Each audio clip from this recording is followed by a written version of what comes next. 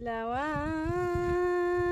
أنزلنا هذا القرآن على جبل لرأيته خاشعا متصدعا من خشية الله وتلك الأمثال نضربها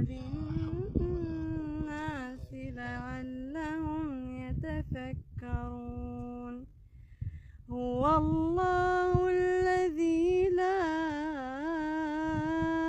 إله إلا هو عالم الغيب والشهادة هو الرحمن